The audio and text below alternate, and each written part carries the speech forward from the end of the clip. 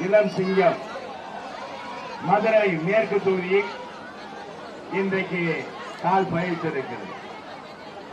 அன்பான மேற்கு தொகுதி வாக்காளர் பெருமக்களே, அனைத்து இந்திய அண்ணா திராவிட முன்னேற்ற கழகம் தலைமையிலான தேசிய ஜனநாயக கூட்டணியுடைய வேட்பாளராக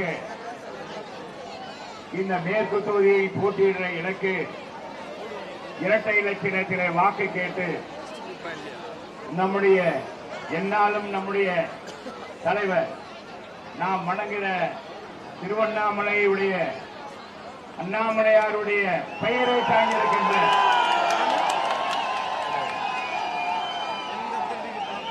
அண்ணாமலையார் அவர்கள் இன்றைக்கு வருகை தந்து இங்கே உரை நிகழ்த்தி இருக்கிறார்கள். இன்றைக்கு தலைவர் இங்க பேசுறான்னு உடனே திமுக நிறைய பேர் ஓடி போயிட்டாங்க. களத்திலே இல்ல. நான் கேட்டேன் ரவிட்ட, எஸ்எம்டி ரவிட்ட கேட்டேன், என்னப்பா என்னப்பா நடக்குதுன்னு கேட்டேன். அண்ணே திமுக காரங்களாம் போயிட்டாங்க, இங்க யாரையும் இல்லைன்னு. அவர் தலைவர் வர்றாருன்னு நம்மளை பத்தி தான் கிளீனி கிழிக்க போறாரு, அடுக்கடுக்கா சொல்ல போறாருன்னு பயந்து போயிட்டாங்க. நான் கேட்கிறேன், தமிழகத்தில் ஒரு விவசாய குடும்பத்தில் பிறந்து சாதாரண குடும்பத்தில் பிறந்து படித்து மிகப்பெரிய அளவுக்கு முன்னேற முடியும் என்பதற்கு எடுத்துக்காட்டு தான் நம் தலைவர், இளம் தலைவர். பொறியியல் படிப்பை கோவையிலே முடித்து, மேல் படிப்பை லக்னோவில் முடித்து, ஐபிஎஸ் அதிகாரியாக பதவியேற்று கர்நாடகத்தில் கால் பதித்து, அங்க உடுப்பி, சிக்மங்களூர், இது மிகப்பெரிய தீவிரவாதிகள் அடங்கியிருக்கிற கூட்டம் நிறைந்த பகுதி சிக்மங்களூர். அங்கே மக்களுக்கு பாதுகாப்பாக சிங்கம் என்று போற்றப்பட்ட நம் தலைவர் அவருடைய பணியை அந்த மக்கள் மிகப்பெரிய அளவுக்கு வரவேற்றார்கள். எப்பொழுதுமே அது ஒரு தலைவருக்கு உரிய அவர்கள் ஒரு குணம். யாரும் திடீர்னு தலைவர் உருவாவதில்லை, திடீரென்றுதான் உருவாகுவார்கள். நம்முடைய புரட்சி தலைவர் எம்ஜிஆர் அவர்கள், நாம் மனித புனிதன் புரட்சி தலைவர் எப்படி ஊழலை எதிர்த்து ஒரு குடும்ப ஆட்சியை எதிர்த்து மதுரையை களங்கண்டார், தமிழகத்திலே களங்கண்டார். அதே போன்று அவர் வழியில் புரட்சி தலைவர் அம்மா தனி ஒரு மனிதியாக பயமில்லாமல், எங்கேயும் பயமில்லாமல் சேலை கட்டிய சிங்க பெண்ணாக அரசியலே அத்தனை ஜாம்பவான்களுக்கு முன்பாக அரசியல் களம் கண்டு இந்தியாவிலே மூன்றாவது பெரிய இயக்கமாக அதிமுக உருவாக்கி, முக்கடல் சூழ்ந்த பாரதத்தில் மூன்றாவது பெரிய இயக்கமாக பாராளுமன்றத்தை கோல் வைத்து வைத்தார். அதே வழியில் நம்முடைய இளம் தலைவர் என்ன சொன்னார்? தெய்வீகமும் தேசியம் இரு கண்கள் என்று போற்றப்பட்ட ஐயா பசும்பொன் தேவரையாருடைய மறு வடிவமாக இன்றைக்கு இருக்கின்ற நம்முடைய அண்ணாமலையார் அவர்கள் இளம் வயதிலேயே ஒரு தேசிய இயக்கத்தில் இணைந்து தன்னுடைய பணியால், தன்னுடைய பயணத்தால் சிறப்பாக பணியாற்ற முடியும், மக்களை கவர முடியும், இளைஞர்களை கவர முடியும் என்றால் எடுத்துக்காட்டு நம் தலைவர். என்னப்பா கையா தட்ட மாட்டேங்க, மதுரைக்காரன் இருக்கு ஒண்ணுதான், என்னப்பா கையா தட்ட மாட்டேங்க, மதுரைக்காரன் இருக்கு ஒண்ணுதான். இளம் தலைவர் புதிய காலத்தில் ஒரு தேசிய தலைவருடைய மனநிலை இடம் பிடித்து ஒரு மாநிலத்தினுடைய பாரதிய ஜனதா பேர் இயக்கத்துடைய தலைவராக பொறுப்பேற்றவுடன் அவர் எடுத்த நடவடிக்கைகள் எண்ணற்ற இளைஞர்கள், உயர் படிப்பு படித்தவர், பொறியியல் படிப்பு படித்தவர், ஐடியில் பணியாற்றியவர்கள், அத்தனை இளைஞர்களையும் கட்டுக்குள் கொண்டு வந்து அவர் என் மக்கள் என் மண் என் மக்கள் என்ற நடைபயணத்தை மேற்கொண்டு கிராமங்கள் தோறும் இந்த தேசியமும் தமிழக அரசியலையும் ஒன்றுபடுத்தி நம்ம கலாச்சாரத்தை எடுத்து சொல்லி இன்னைக்கு பாரதிய ஜனதா இயக்கம் பட்டி தொட்டியெல்லாம் வளர்ந்திருக்கிறது. இளைஞர்கள் வேறு கொண்டு இருக்கிறார்கள் என்றால் அது நம்முடைய தலைவர், நம்ம தலைவருடைய சிறப்பான பணி. வேல் கொண்டு தாய்ப்பேர் கொஞ்சம் கூட அசராமல் திமுக காலிகளையும் திமுக துரோகிகளையும் திமுக கொள்ளையர்களையும் அடுக்கடுக்காக குற்றச்சாட்டுகளை எடுத்து வைத்து நாளைக்கு என்ன அறிக்கை கொடுக்க போறாரோ, நாளைக்கு என்ன பேட்டி கொடுக்க போறாரோ, ஒவ்வொரு அமைச்சரும் மடியில நெருப்பு கட்டி எப்படி எப்படி நெருப்பு கட்டி விட்டு காய திறந்தா போச்சுடாரு நம்மள தானே சொல்ல போறாரு அப்படின்னு ஒவ்வொருத்தரும். ஏன்னா அங்க எல்லாமே ஊழல் போயிடுவாங்க. இன்னைக்கு அடுக்கடுக்காக ஈடி ரைடு நடக்குது என்றால் பார்த்தா அதை வெளிக்கொண்டு அது மட்டுமல்ல, ரகசியமாக டேப்ல ரகசியமா பேசினா கூட அதுல டேப்ல பாத்தீங்களா அதை கொண்டு வரலாங்க. கொண்டு வந்து அவங்களுடைய முகத்தை தோலுரித்து காட்டிய நம் தலைவர் இன்றைக்கு நம்ம மண்ணுக்கு வந்திருக்கிறார். அது இந்த மதுரை மேற்கு தொகுதி வீரம் நிறைந்த இந்த மேற்கு தொகுதி மக்கள் வாழ்கிற பகுதி கோடை அழகபுரம், ஜெயிலுபுரம், பழங்கானத்தம், பைக்கரா, பெத்தானியபுரம், பிளாங்குடி, இப்படி எல்லா பகுதியிலிருந்தும் இன்னைக்கு கழக சொன்னது மதுரை மண்ணுக்கு உடைய வீரத்தோடு விவேகத்தோடு வந்திருக்கீங்க. இங்க பாக்கிறேன் பூரா இளைஞர்களாக நிறைய சொல்லி இருக்கீங்க. அவர் பேச்சத்தான் கேட்க போறீங்க. அவர் பேச்சுக்கு நான் இடையூறாக இருக்கக்கூடாது. தலைவர் பேச நான் கேட்கிறேன். தலைவர் அவர்களே, என்னால தாங்க முடியல தலைவர், என்னால தாங்க முடியல. நீங்க பணமா பாசமா? பணத்தால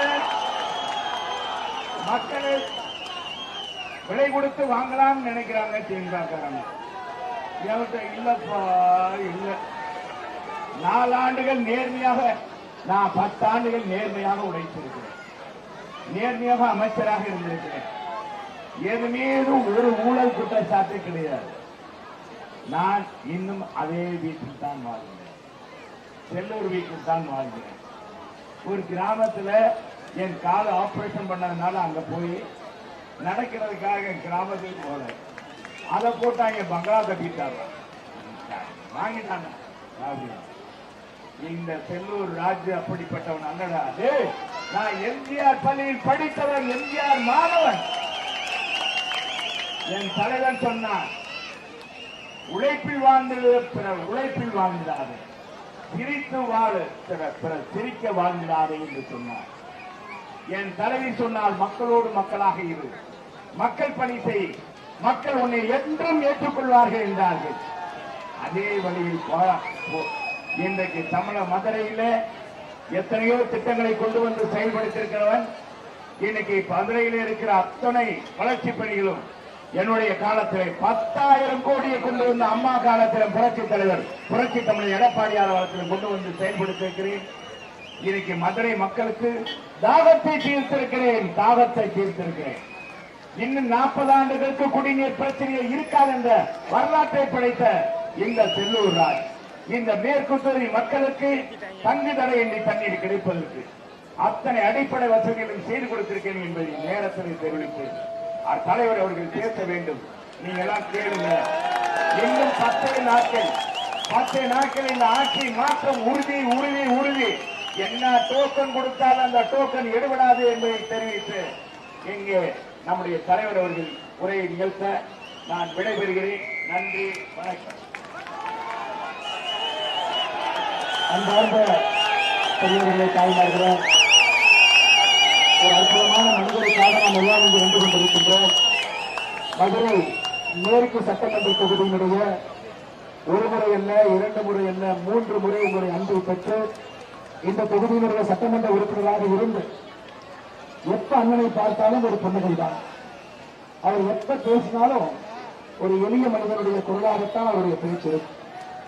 நாமளே கோபத்தில் இருந்தாலும் கூட அண்ணன் செல்லூர் ராஜா நான் பார்த்தோம்னா ஒரு புன்னகையோடு தான் கடந்துப்போம்.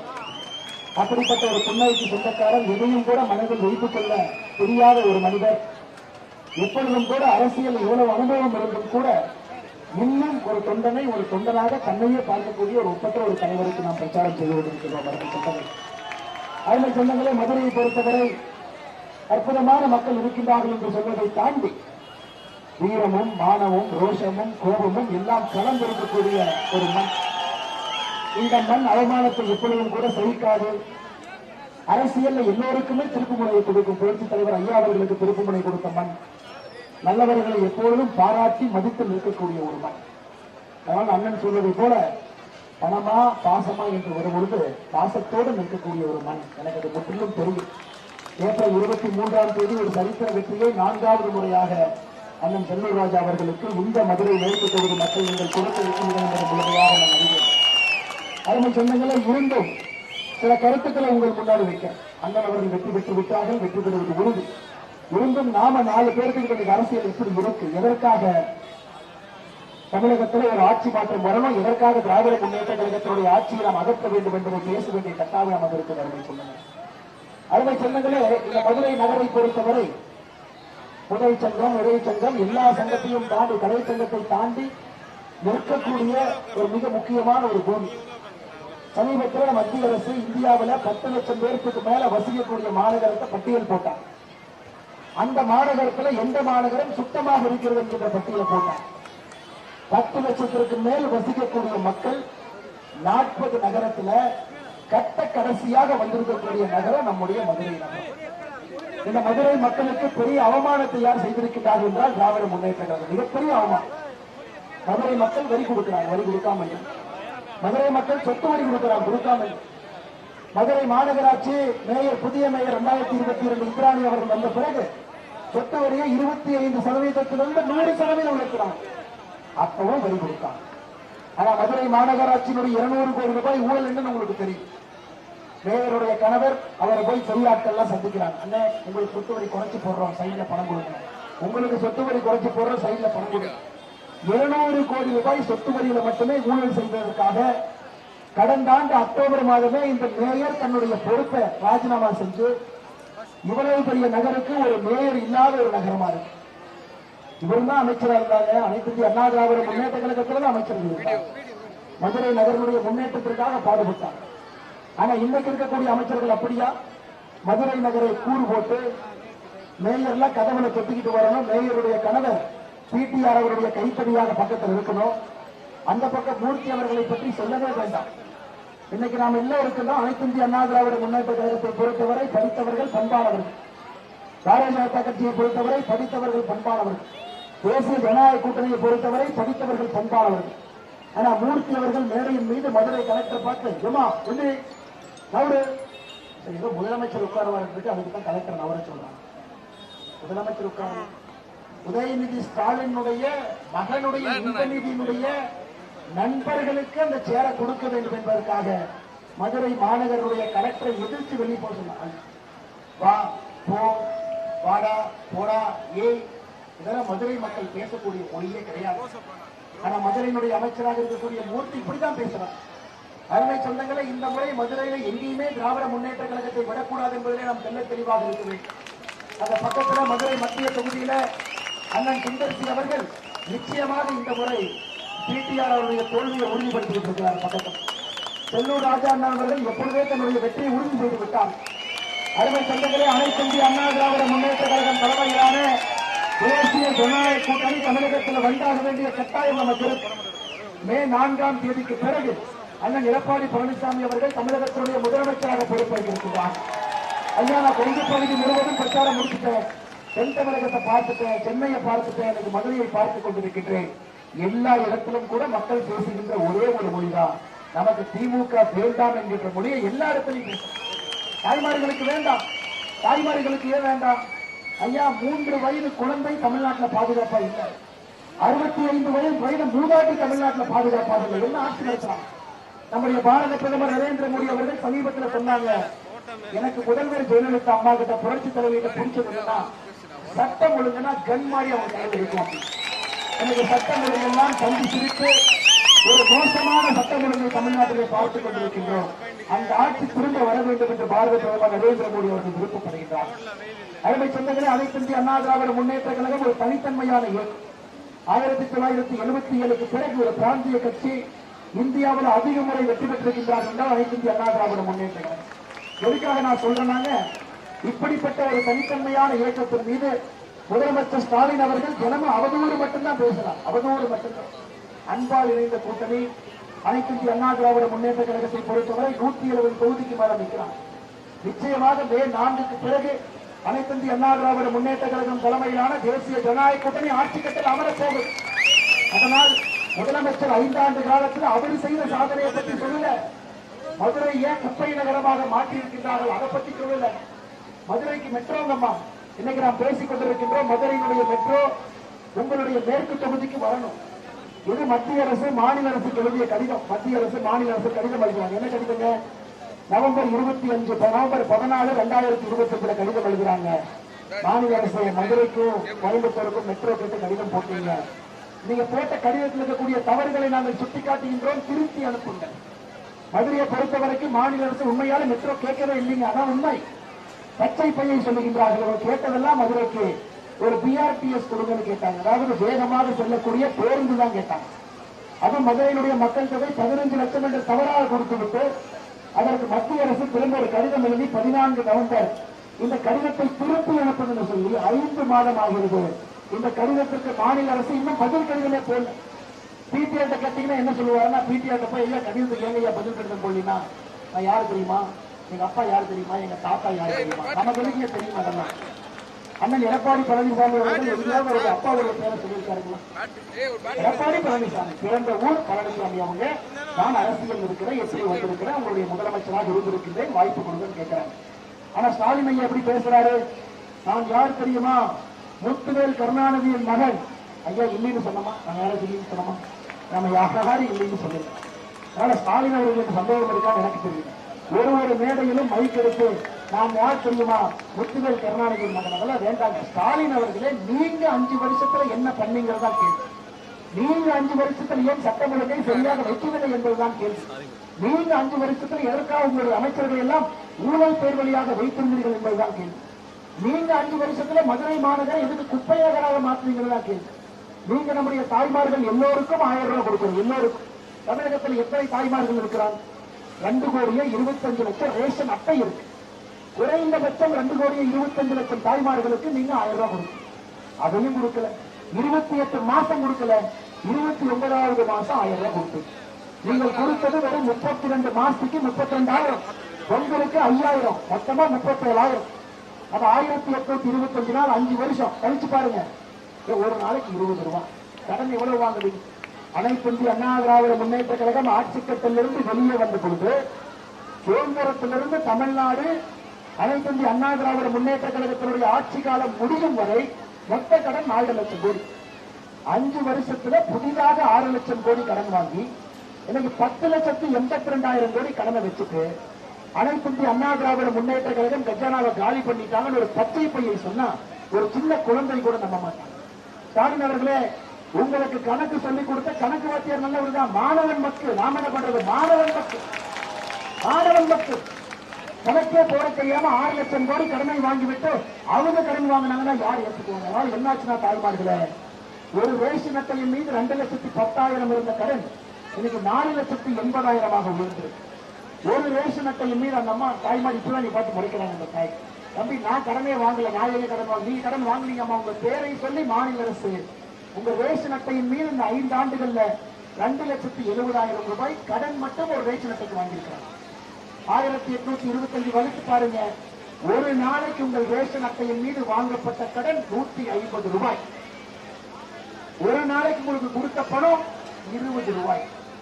மொத்தமா உங்க பையிலிருந்து உருவன பணம் 130 ரூபாய். இது பேர் தான் விஞ்ஞான ஊழலுங்க, இது பேர் தான் கருணாநிதித்தனம், இது பேர் தான் திராவிட மாடல் அரசு தலைமை சொன்னது. இதையெல்லாம் மாற்றுவதற்கு ஒரு பெரிய முயற்சி. இந்த முறை மதுரை எப்பொழுதும் நமக்கு தெரியும் ஒரு இரும்பு கோட்டை, புரட்சி தலைவர் ஒரு காலத்திலிருந்து தொடர்ந்து இரும்பு கோட்டையாக இருக்கக்கூடிய ஒரு பகுதி. இந்த முறை வெற்றி பெறுவது என்பது அதை தாண்டி சரித்திர வெற்றியை ஒருவருக்கு நம்ம பதிவு செய்யணும். திருப்பரங்குன்றத்தில் ஆரம்பித்து அடுத்து மதுரை மத்திய, மதுரை மேற்கு, மதுரை கிழக்கு, மதுரை தெற்கு அனைத்து இடத்திலும் கூட நம்முடைய கூட்டணி வெற்றி பெற்று மதுரையிலிருந்து மொத்தமாக நாம் ஒரு குரலாக பேசி ஒரு நல்ல அற்புதமான மேயர், அடுத்து நடக்கக்கூடிய உள்ளாட்சியில் நல்ல மேயரை கொண்டு வந்து மதுரைக்கு மெட்ரோ திட்டத்தை அண்ணன் செல்லூர் ராஜா அவர்கள் எனக்கு தெரியும். கோயம்புத்தூர் விமான நிலையத்தில் பாரத பிரதமர் நரேந்திர மோடி அவர்கள் பிரதமருக்கு பேசும்போது நான் பக்கத்தில் நின்றுட்டு இருக்கேன் 4 மாதங்களுக்கு முன்பு. அப்ப எடப்பாடி என்ன கேட்டாங்க, அண்ணன் ஐயா மதுரைக்கு கோயம்புத்தூருக்கு மெட்ரோ வேண்டும் என்று கேட்டாங்க. பிரதமர் சொன்ன பதில் என்னன்னா, திரு எடப்பாடி அவர்களே, நான் கடிதம் கொடுத்தாங்க, கடிதத்தில் இருக்கக்கூடிய தவறுகளை சுட்டிக்காட்டி கடிதம் அனுப்பியிருக்கிறோம், அதை திருப்பி அனுப்பட்டும், நாங்கள் எங்கேயும் இல்லை என்று சொல்லவில்லை. அருமை சொந்தங்களே, அண்ணன் எடப்பாடி அவர்களை பொறுத்தவரை மதுரைக்கு மெட்ரோ வேண்டும், கோயம்புத்தூருக்கு மெட்ரோ வேண்டும்.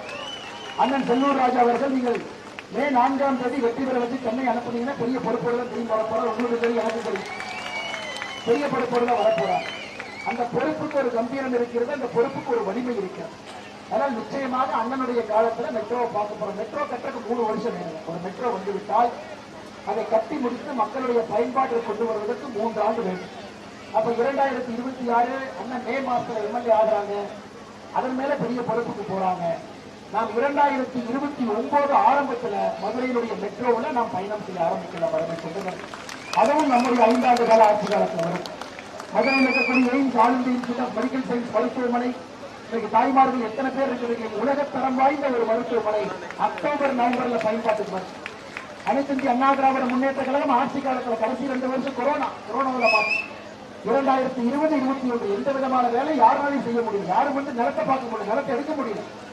அதன் பிறகு திமுக 22, 24 2 ஆண்டுகள் நிலத்தை கொடுக்கல. மரத்தை வெட்ட 8 மாசம், மரத்தை வெட்ட லைசன்ஸ் கொடுக்கல. அதன் பிறகு ஏன்னா எய்ம்ஸ் ஓபன் பண்ணிட்டா பேர் 2 பேருக்கு வருது மதுரையில். ஒன்று மோடி ஐயா எய்ம்ஸ் திட்டத்தை கொடுத்தது, தமிழ்நாட்டுக்கு எய்ம்ஸ் வேண்டும் என்று கேட்ட புரட்சி தலைவி அம்மா ஜெயலலிதா அவர்கள் 2 பேருக்கு அந்த பேர் வரும். அந்த பெயர் வரக்கூடாது என்பதற்காக 2 ஆண்டு காலமாக நிலத்தை கொடுக்காம மரத்தை வெற்றக்கு 8 மாச காலம் கழித்து அனுமதி கொடுத்து இன்னைக்கு படிப்படியாக அதை கொண்டு வந்து முடியும் தருவாயில் எய்ம்ஸ் அக்டோபர் நவம்பர் அதை முடித்து உங்களுக்கு ஒப்படைத்து வருகின்றோம். அதனால் மதுரை மாநகருக்கு 2 இனிப்பு செய்தி மெட்ரோவும் வருது, எய்ம்ஸும் முழுமையாக உங்களுக்கு கைதுக்கு வருகிறது. அதன் பிறகு மதுரை சுத்தம் செய்யப்பட்டு அடுத்த கட்டம் செய்ய இருக்கு. அருமை சொந்தங்களை, இவ்வளவு முக்கியமான விஷயம் நடக்கும் பொழுது முக்கியமானவர்கள் அந்த பொறுப்பில் இருக்கணும், முக்கியமானவர்கள் சட்டமன்ற உறுப்பினராக இருக்கணும், முக்கியமானவர்கள் அமைச்சராக இருக்கணும். அதனால் நாம் எல்லோரும் தெல்ல தெளிவாக இருப்போம். அண்ணன் எடப்பாடி பழனிசாமி அவர்கள் மே 4ஆம் தேதிக்கு பிறகு ஆட்சி கட்டல் அமர்றாங்க. மதுரையிலிருந்து முக்கியமானவர்கள் அண்ணன் செல்லூர் ராஜா அவர்கள் இங்கிருந்து நாம் அனுப்பி வைப்போம். மே 4ஆம் தேதி ஒரு பெரிய மாற்றத்தோடு அண்ணன் வரட்டும். எளியவர், பண்பானவர், நம்மளோடு எப்பொழுதும் இனிமையாக பழகக்கூடியவர், வேறு யாரும் வேண்டாம். இன்னைக்கு ஆப்போசிட்ல ஒரு கேண்டிடேட் இருக்கிறாங்க, பேர் கூட தெரியாதுங்க, நான் படிச்சுக்கிறேன். ஒரு திமுகவுடைய வேட்பாளர் இருக்கிறார், ரகுபாலன். அவருடைய தகுதி என்ன? அவருடைய மனைவி யார்? திருப்பரங்குன்றம் கோவிலுடைய அறங்காவல குழுவுடைய தலைவர் அவருடைய மனைவி. உயர் நீதிமன்றத்தில் இந்த பிரச்சனையை ஆரம்பித்தது யார்? இந்துக்கள், இஸ்லாமியர்கள் அண்ணன் தம்பிகளா தான் இருக்கிறோம். யாருக்கு எந்த பிரச்சனையும் இல்லைங்க. கோர்ட்ல போய் தீபத்தை ஏற்றுன்னு சொன்ன பிறகு திருப்பரங்குன்றத்துடைய கோவிலுக்காரங்க தீபத்தை ஏற்ற முடியாதுன்னு கோர்ட்டுக்கு போறாங்க. இவ்வளவு குழப்பத்தை செய்த ஒரு குடும்பத்துக்காரன் திருப்பரங்குன்றத்தில் அத்தனை பெண்கள் கையில தீபத்தோடு நின்று கொண்டிருக்கிறார். நாம் எப்பொழுதுமே இந்துக்கள், முஸ்லிம்கள் மாமன் மச்சனாக இருக்கிறோம், நமக்குள்ள எந்த பிரச்சனையும் இல்லைங்க. நாம் கேட்பது உயர் நீதிமன்றத்தில் கொடுத்த ஒரு தீர்ப்பை நிறைவேற்றுவதாக கேட்கிறோம். நாம் யாருக்கும் எதிர்ப்பு இல்லை, எல்லோரும் அண்ணன் தம்பி தான். நாம் யாரை பற்றும் தவறாக பேச மாட்டோம். 2 இயக்கமும் அப்படிப்பட்ட இயக்கம் தான். அதெல்லாம் சுதப்பியிலிருந்து ஆரம்பித்து இந்த கேண்டிடேட்டை பற்றி பேசிக்கிட்டே போலாம். அவருடைய சொந்த மனைவி இந்த குழப்பத்திற்கு அவரும் ஒரு காரணம். ஆனால் அருமை சொந்தங்களை இந்த முறை நான் உங்களிடம் அன்போடு கேட்டுக் கொள்கின்றேன். ஒரு அற்புதமான மனிதர், எப்பொழுதும் தன்னுடைய சிரிப்பால் அனைவரையும் கவரக்கூடியவர். எதிரி என்பதே அவருடைய வாழ்க்கை சரித்திரத்தில் எனக்கு தெரிந்து கிடையாது. சிரிப்பே எல்லாருக்கும் தன்னுடைய நண்பராக வைத்திருக்கக்கூடியவர். மதுரை மேற்கு தொகுதியினுடைய வளர்ச்சி, உண்மையான வளர்ச்சியை இன்னைக்கு அண்ணன் அவர்களுக்கு நான் பார்க்க போறேன். ஏன்னா மேலே மோடி அவர்கள், கீழே அண்ணன் எடப்பாடி அவர்கள் இருவரும் சேரும் பொழுது உண்மையான வளர்ச்சி. ஆந்திராவை பாருங்க, சந்திரபாபு நாயுடு எப்படி மோடி ஐயாவிலிருந்து எப்படி பணத்தை கொண்டு வந்து மாநிலத்தை வளர்த்துக்கிறாங்க, எந்த அளவுக்கு வளர்க்கிறார். அதற்காகத்தான் பாரதிய ஜனதா கட்சியுடைய தொண்டர்கள் நாங்கள் இன்று ஒற்றுமையாக நிற்பதற்கான காரணம் என்னன்னாங்க, மோடி ஐயாவுடைய திட்டங்கள் மோடி ஐயாவுடைய வளர்ச்சி திட்டங்கள் முழுமையாக வர வேண்டும் என்பதற்காக நமக்கு தமிழகத்தில் இருக்கக்கூடிய ஆட்சி திராவிட முன்னேற்ற கழகம் எல்லாத்தையும் தடுத்தாங்க. இன்னைக்கு அண்ணன் எடப்பாடி பழனிசாமி அவர் வரும் பொழுது ஏழைக்கு தேவையான வீடு தயவு செஞ்சு வரும், உங்க வீட்டு குடிநீர் தங்குமுறை இல்லாம வரணும், மத்திய அரசு போடக்கூடிய திட்டங்கள் மாநில அரசு மூலமாக வர வேண்டும், அதை செயல்படுத்த வேண்டியது ஒரு பாரதிய ஜனதா கட்சியினுடைய தொண்டன் என்பது நாங்கள் முழுமையாக உணர்ந்திருக்கின்றோம். சொன்னது அவர் அண்ணன் எடப்பாடி பழனிசாமி அவர் வரும்பொழுது இது முழுமையாக நடக்கும் என்று சொல்லி அண்ணன் சொன்னாரு. திமுக காரங்க சில பேர் இங்கிருந்து ஓடி போயிட்டாரு, யாராவது 1-2 பேர் இருந்தா அவர்களுக்காக நான் சொல்ல வேண்டியது என்னுடைய கடமையாக கருதுகின்றேன். இன்னைக்கு ஸ்டாலின் ஐயா எங்க போனாலும் கூட மதுரைக்கு நம்ம மத்திய அரசு எதுவுமே செய்யலைங்கிறாங்க. ஆனால் நான் சொல்றதை கேட்டு திமுக காரங்க யாராவது தலை சுத்தி கீழே உழுந்துறாதீங்க, ஒரு நல்ல கெட்டியை பிடிச்சி நில்லுங்க. மதுரைக்கு மட்டும் மத்திய அரசு என்ன செஞ்சிருக்குன்னு நான் சொல்றேன். மதுரையினுடைய எய்ம்ஸ் 2027 கோடி ரூபாய் மத்திய அரசு கொடுத்திருக்குங்க.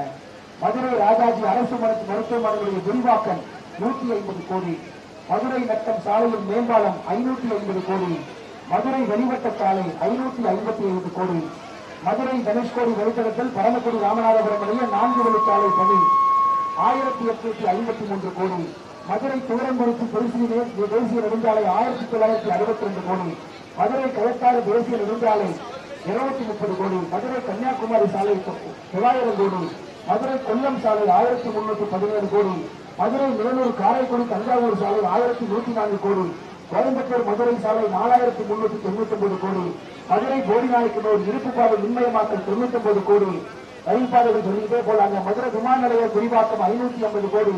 இன்னைக்கு விமான நிலையத்தை சர்வதேச விமான நிலையமாக நாம் தர முயற்சி மதுரைக்கு ஒரு பெருமையை சேர்த்திருக்கின்றோம். அமிர்த் திட்டம் 747 கோடி. அண்ணன் அமைச்சராக இருந்த பொழுது ஸ்மார்ட் சிட்டி திட்டம் 490 கோடி ரூபாய்க்கு மேல. ஜல்ஜீவன் திட்டம் 2026 வரைக்கும் 4,20,000 வீடுகள் மதுரையில பைப்பு மூலமாக தண்ணீர் கொண்டு வரப்பட்டிருக்கிறது. மக்கள் மருந்தகம் மதுரை மாவட்டத்தில் மட்டும் 86. பிரதம மந்திரியுடைய வீடு கட்டும் திட்டத்துல மோடி வீடு 28,714. பிரதம மந்திரியுடைய உஜ்வாலா திட்டம் 1,61,389 பயனாளிகள். எம்எஸ்எம்இ கடன் மதுரைக்கு மட்டுமே எம்எஸ்எம்இ கடன் 10,014 கோடி எம்எஸ்எம்இ கடன் மதுரை மாநகரத்துக்கு. பிரதமருடைய சுபநிதி திட்டம் சாலையோர வியாபாரிகளுக்கு 10,000 ரூபாய் கடன் திட்டம் 18,000 வியாபாரிகள். முத்ரா கடன் 11,000 கோடி.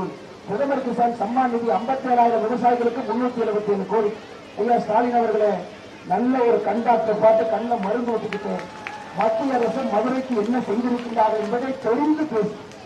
நீங்க மதுரைக்கு எதுவுமே பண்ணுங்க, குப்பை நகராகி ஊழல் பேர்வழிகளை உள்ள விட்டு மதுரை மக்களுடைய உழைப்பை சுரண்டு விட்டு எங்கள் மீது பேசுவாங்க.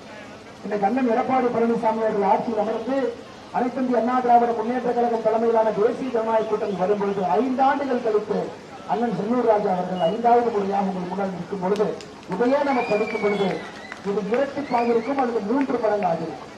ஒண்ணு கையாளாகாத திமுக அரசை வச்சு நம்ம இவ்வளவு பண்ணிட்டோம், கையாளாகாத திமுக அரசை வச்சு கோடி கோடியாக நாம் பண்ணியிருக்கிறோம். இன்னைக்கு நம்முடைய அண்ணன் எடப்பாடி பழனிசாமி அவர்கள் வந்த பிறகு இந்த வளர்ச்சி என்பது 2 அல்லது 3 மடங்கு மதுரைக்கு வரும் என்கின்ற உறுதி அளித்து வந்திருக்கக்கூடிய எல்லா அன்பு தொண்டர்களுக்கு நன்றி தெரிவித்து நம்முடைய அன்பு தொண்டர்கள் எல்லாம் அடுத்த 10 நாட்கள் களத்தில் ஒற்றுமையாக பணி செய்து அண்ணன் செல்லூர் ராஜா அவர்களுக்கு மிகப்பெரிய ஒரு வரலாற்று சிறப்புமிக்க வெற்றியை பதிவு செய்து இங்கிருந்து நீங்கள் எம்எல்ஏவா அனுப்புங்க, பெரிய பொறுப்போடு திரும்பி வருவார், மதுரையினுடைய வளர்ச்சிக்கு அவர் துணையாக இருப்பார் என்று சொல்லி அனைத்து இந்திய அண்ணா திராவிட முன்னேற்ற கழகத்தினுடைய அருமை தொண்டர்கள் தலைவர்கள் எல்லாம் இருக்கிறீங்க. உங்களுக்கு என்னுடைய அன்று கிடந்த வாழ்த்துக்கள் வணக்கங்கள் இந்த நேரத்தில் சொல்வதனுடைய கடமையாக கருதுகின்றேன். மேடையில் மீது இருக்கக்கூடிய